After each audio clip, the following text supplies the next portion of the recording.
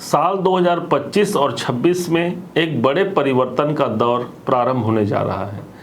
देखा जाए तो इस समय पर राहु एक ऐसे समय पर होंगे जहां पर इनको अपना स्वयं का साम्राज्य मिलेगा। जब राहु को अपना साम्राज्य मिला अर्थात हमको भी हमारे जीवन में साम्राज्य की प्राप्ति होगी। क्या कुछ होगा धनु राशि के लिए, इसी बात को समझने के लिए आप और हम यहाँ पर एकत्रित हुए हैं। पिछले 30 अक्टूबर सन 2023 से चल रहे हैं राहुदेव आपके चतुर्थ भाव पर। चतुर्थ भाव हमारे सुखों का होता है, हमारी शांतियों का होता है और राहु को माना गया है एक सर्प, अर्थात एक कुंडली मार करके सर्प हमारे शांति और सुखों के भाव पर विद्यमान है। राहु का होना कई प्रकार से अच्छा भी हुआ, जैसे चतुर्थ भाव पर राहु का होना आपके जो वर्तमान सिचुएशन, जो सुख हमने इन 1.5 सालों में जो प्राप्त किया है उनको कम से कम वो बरकरार रख तो रहे हैं, ये राहु का प्रभाव हुआ।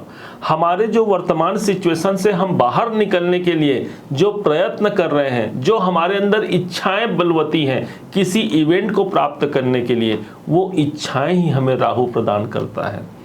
अब चूंकि इनका कार्यकाल मात्र 3.25 महीने का शेष बचा हुआ है, 18 मई सन 2025 तक ही ये आपके चतुर्थ भाव पर रहेंगे और माना जाता है कि जाते हुए कोई पापी ग्रह यदि हो तो वो हमें अच्छा प्रभाव देते हैं।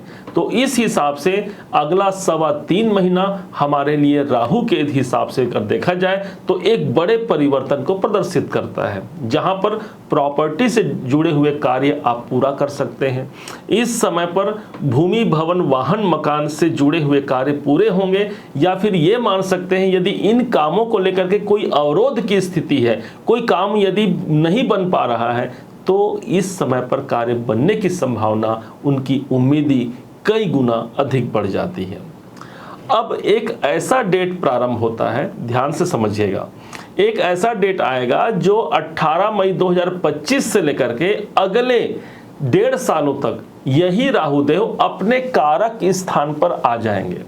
अर्थात तीसरे भाव पर जिस प्रकार शनि कारक होते हैं तीसरे भाव के, उसी प्रकार से राहु को भी तीसरे भाव के कारक के रूप में देखा जाता है।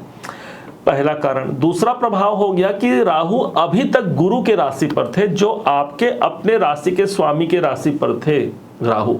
राहु स्वयं एक दानव ग्रह है और देवगुरु बृहस्पति एक सात्विक ग्रह है। राहु को चाहिए था नॉनवेज, लेकिन राहु को मिल गया गुरु के घर होने के कारण दाल रोटी का भोग राहु को लगाना पड़ा, जिसके कारण से जब कोई ग्रह सहज नहीं होगा तो उसके प्रभाव में भी हमको न्यूनता नजर जरूर आएगी। क्योंकि राहु अब अच्छे पोजीशन पर आए हैं, अर्थात शनि के घर पर आए हैं। काल पुरुष की कुंडली में 11वां नंबर जो होता है वो इच्छाओं की पूर्ति को दिखाता है और राहु हमारा डीपेस्ट डिजायर है। तो उन हिसाब से भी समझा जाए तो राहु के लिए एक अच्छा प्रभाव हो गया, अर्थात ये उनके साम्राज्य प्राप्ति का स्थान हो गया, जहां पर शनि का घर मिल गया, यथा शनि तथा राहु, और दूसरी तरफ पराक्रम भाव के गोचर को राहु को अच्छा माना जाता है। तीसरा, छठा, 10वां और 11वें घर पर यदि राहु का गोचर हो, इसे शुभ माना जाता है। अब जानिएगा कि 18 महीनों का हाल क्या होगा। होना तो चाहिए राहु को एक घर आगे होना चाहिए, क्योंकि चतुर्थ भाव से सभी ग्रह आगे बढ़ते हैं, लेकिन चूंकि राहु हमेशा वक्री चलते हैं, इस कारण से वो पीछे जाएंगे, तीसरे भाव पर आएंगे। तीसरा भाव आपके कंपटीशन का होता है। तो यदि कंपटीशन अधिक बने हुए हैं जीवन में, तो राहु जैसा प्रभावपूर्ण ग्रह का आना उन कंपटीशन से आपको मुक्ति तो नहीं दिलाएगा, परंतु आपको सफल जरूर बनाएगा। तीसरे घर का राहु आपके अंदर वो जुनून पैदा करता है कि हाँ मुझे चाहिए ही चाहिए, ये बाहुबल का स्थान होता है तीसरा भाव, और राहु से बड़ा बाहुबली कोई और ग्रह नहीं है। क्या कहा गया है इनके सूत्र में, अर्धकायम महावीर्यम। महावीर्यम मतलब जिनके अंदर बहुत वीरता है वो ये राहु है, और वही वीरता के भाव तीसरे घर पर आ रहे हैं। आपकी वीरता, कॉन्फिडेंस इस समय पर अच्छी रहेगी। आप किसी काम को करने के लिए वो पैशन से आप वो काम कर पाते हैं, ये राहु आपका प्रभाव देता है। जो लोग आईटी में हैं, जो लोग सॉफ्टवेयर से संबंधित काम करते हैं, स्पोर्ट्स में हैं, मार्केटिंग में है, सेल्स में है, इन सब के लिए राहु एक अच्छा प्रभाव देगा। जितने भी लोग ऑनलाइन संबंधी काम करते हैं उन सबको राहु का प्रभाव अच्छा मिलने जा रहा है। इसके अलावा वो आपके स्वयं के हिम्मत में कई गुना बढ़ोतरी करेगा, क्योंकि जब अमृत का पान कराया जा रहा था भगवान मोहिनी के द्वारा, तब देवताओं को अमृत दिया जा रहा था, दानवों को नहीं दिया जा रहा था। राहु के अंदर वो प्रभाव था कि किसी भी रूप में येन केन प्रकारेण मुझे अमृत प्राप्त करना है, और वो अपना स्वांग बनाकर ही सही अमृत का पान कर लिए और अमर हो गए और 9 ग्रहों में उनकी गणना हो गई। ठीक इसी प्रकार से हमारे अंदर वो बात आएगी कि मुझे अपने लक्ष्य को प्राप्त करने के लिए कुछ भी करने की आवश्यकता है, मैं कर पाता हूं। ये राहु का प्रभाव हो गया। अब राहु के पास एक दृष्टि है और वो है इनकी 5वीं दृष्टि। पंचम दृष्टि से तीसरे घर से वो देखेंगे 7वें घर को। यहां जो राशि लिखी हुई है 7वें नंबर पर, यह बुध की राशि है।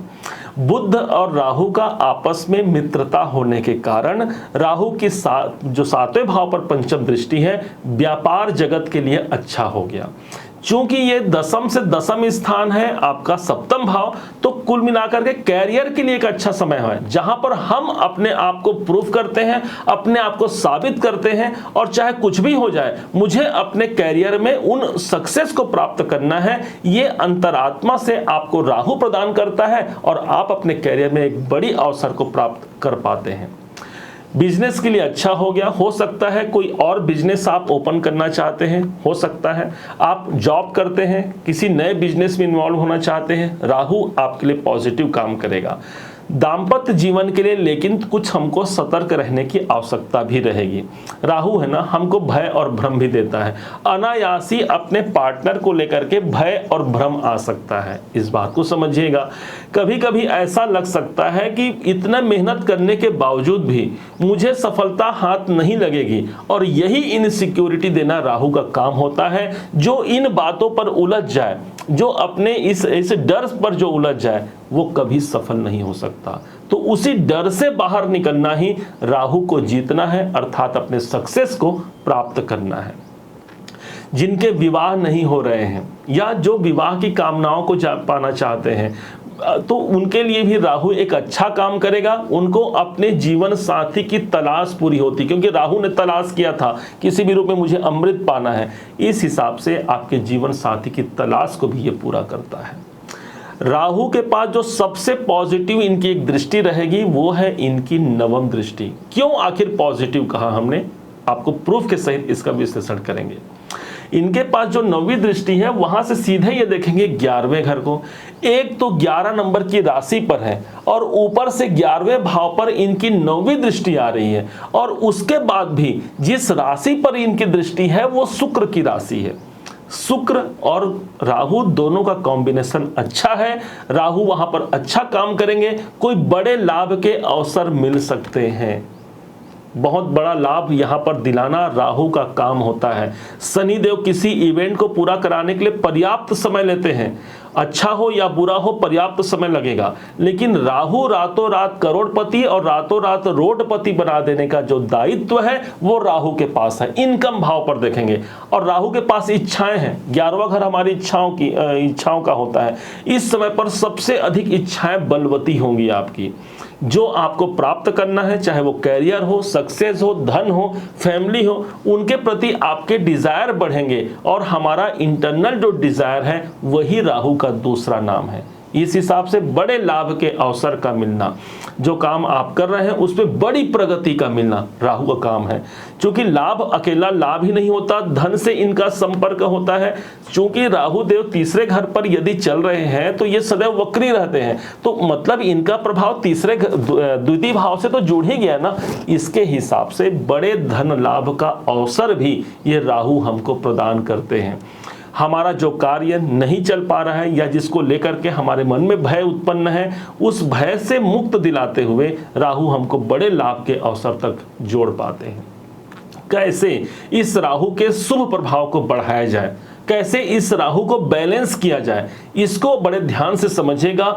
हम आपको 3 उपाय बता रहे हैं, 3 उपाय में से तीनों उपाय कीजिए, या कोई एक उपाय भी आपने कर लिया तो समझिए राहु को आपने नियंत्रित किया है और राहु के शुभ प्रभाव को हम प्राप्त कर पाएंगे। पहला उपाय, घर का जो नैऋत्य दिशा होता है, दक्षिण और पश्चिम का कॉर्नर, वो राहु की दिशा होती है। वहां कोई भी चमड़े की सामग्रियां न होनी चाहिए, लेदर की सामग्रियां न हो, पुराने पड़े हुए बर्तन या कपड़े की गट्ठे जो होते हैं वो वहां नहीं होने चाहिए। इससे राहु को बैठने का स्थान मिल जाता है और वही राहु नकारात्मक प्रभाव देता है। तो नैऋत्य दिशा में ये सब सामग्री न रखें। कोशिश कीजिए आपके दवाइयां भी नैऋत्य दिशा में न रहे।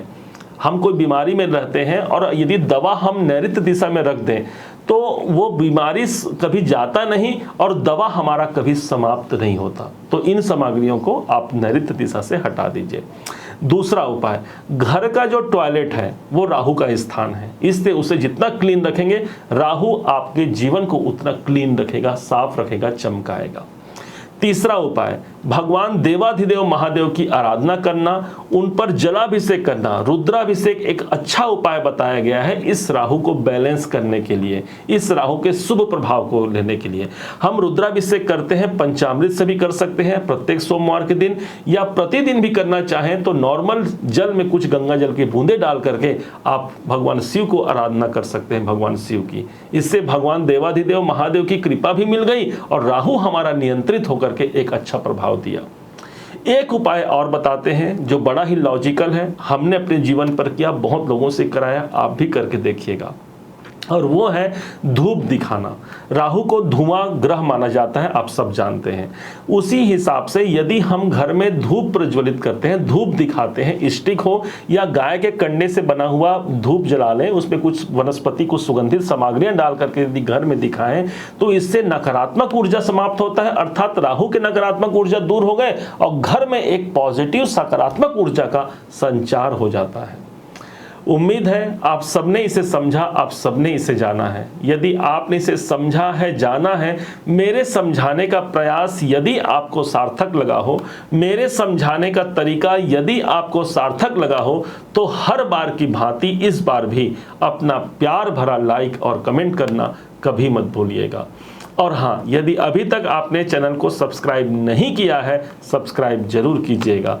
पुनः एक बार फिर आप सभी का दिवस बहुत मंगलमय हो, इन्हीं शुभकामनाओं के साथ। जय श्री राम।